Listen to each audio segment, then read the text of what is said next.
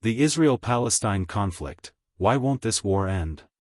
One of the world's most complex and long-lasting conflicts, the Israel-Palestine issue.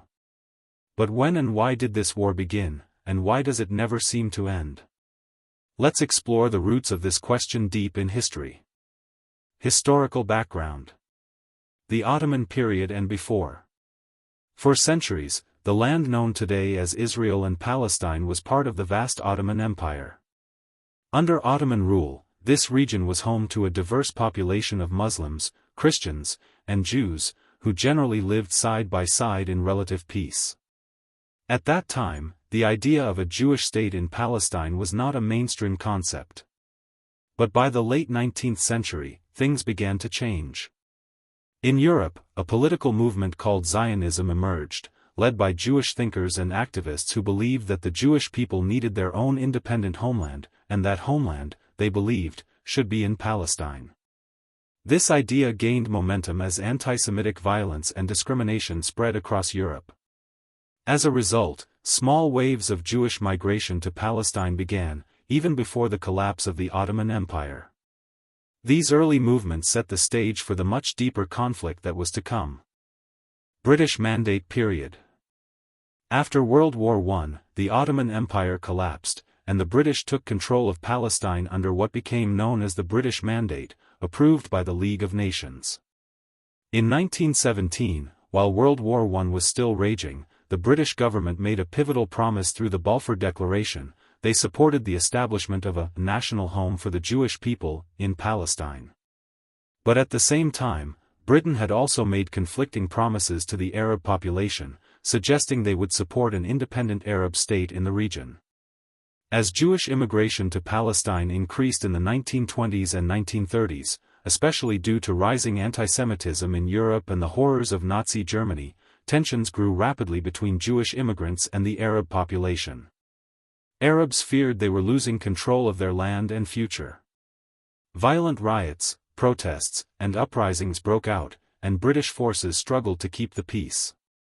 By the end of the Mandate period, Palestine was in turmoil, with deep mistrust, bloodshed, and a growing divide between the two communities. Britain, unable to solve the crisis, eventually handed the issue over to the United Nations. The groundwork for a historic and ongoing conflict had been laid. Establishment of Israel and First War. In 1947, the United Nations proposed a plan to divide Palestine into two separate states, one Jewish and one Arab, with Jerusalem placed under international administration. The Jewish leaders accepted the plan, seeing it as a long-awaited step toward their own independent state. But the Arab leaders rejected it, arguing that it was unfair to the Arab majority and would legitimize what they saw as foreign occupation. Despite opposition, on May 14, 1948, just one day before the British officially withdrew, David Ben-Gurion declared the establishment of the State of Israel. Within 24 hours, neighboring Arab countries, including Egypt, Jordan, Syria, Lebanon, and Iraq, launched a military intervention, marking the beginning of the 1948 Arab-Israeli War. Israel, though outnumbered, managed to win the war and even expanded its territory beyond what the UN had originally allocated. For Palestinians, this event is known as the Nakba, or the catastrophe, as over 700,000 Palestinians were forced to flee or were expelled from their homes, creating a massive refugee crisis that still remains unresolved. What was meant to be the beginning of peace became the spark for a conflict that continues to shape the Middle East to this day. Continued conflicts and occupations. After the 1948 war, the region entered a period of uneasy tension. The newly formed State of Israel had taken more land than originally planned, while neighboring Arab countries refused to recognize its existence. The displaced Palestinian population, now living in refugee camps in Gaza, the West Bank, Lebanon, Jordan, and Syria, remained stateless, their return home seemingly impossible. But the most dramatic turning point came in 1967, during what became known as the Six-Day War. Fearing an imminent attack from surrounding Arab nations, Israel launched a preemptive strike.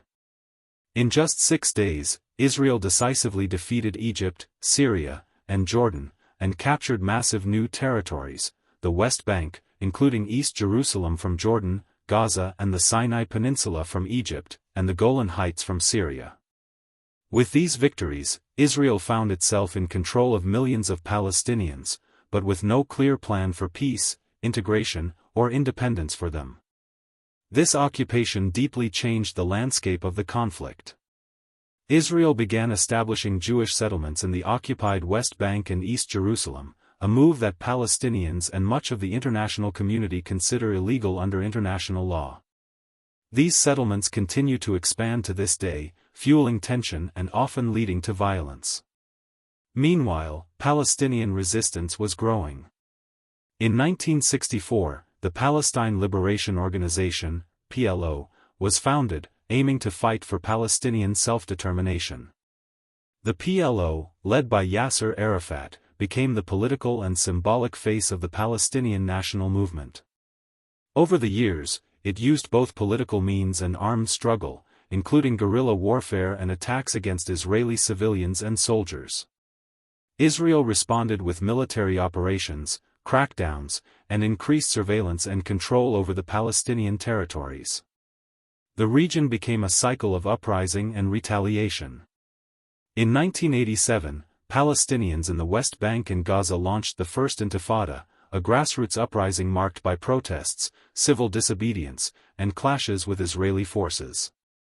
This uprising shifted global attention once again to the harsh realities of occupation and helped pave the way for diplomatic efforts, including the Oslo Accords in the 1990s, a temporary hope for peace that would eventually collapse. Despite brief moments of negotiation, the decades following 1967 were defined by deepening occupation, continued violence, shattered trust, and growing resentment on both sides. The wounds of war and displacement only grew deeper, passed from one generation to the next. Hamas, Gaza, and the present day. By the early 2000s, the Israel-Palestine conflict had entered a new and more dangerous phase, centered around a small but densely populated strip of land, Gaza. In 2005, Israel unilaterally withdrew its settlers and troops from Gaza after nearly 40 years of occupation. However, control of Gaza's borders, airspace, and sea remained under Israeli authority, with Egypt also controlling the southern border. In 2006, an unexpected political shift occurred. Hamas, an Islamist Palestinian group, won the parliamentary elections in Gaza.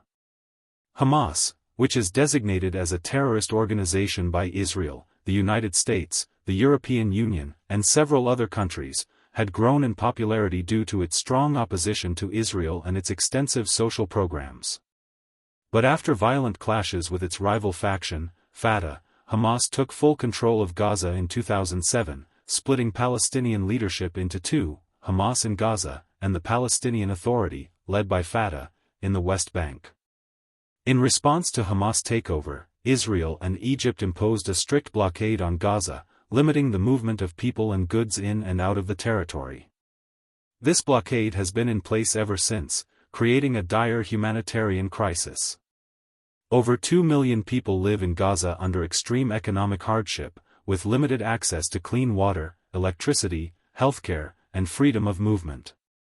Tensions have erupted into multiple wars, in 2008, 09, 2012, 2014, 2021, and most recently, in 2023, leading to massive destruction in Gaza and rocket attacks on Israeli cities.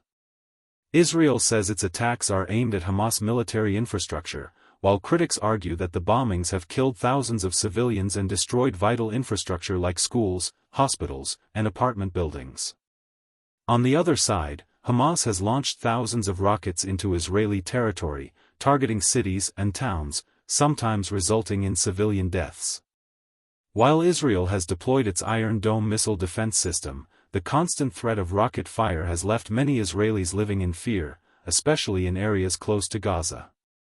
Today, Gaza is often referred to as the world's largest open-air prison, while Israel continues to face security threats from militant groups. The hope for a two-state solution, a peaceful coexistence between Israel and Palestine, seems more distant than ever. For ordinary people, Israeli and Palestinian alike, the future remains uncertain. They are caught in a political, ideological, and military conflict that has taken generations to build, and, heartbreakingly, still shows no sign of ending. Why hasn't it ended?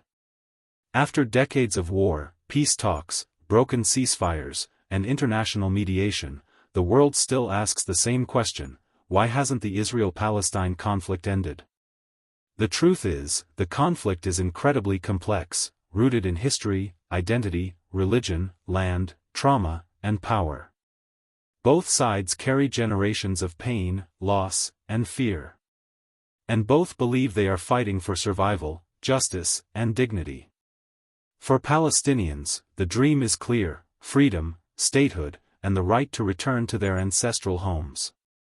For Israelis, it's about security, recognition, and peace after centuries of persecution, including the Holocaust. But key obstacles stand in the way. Borders.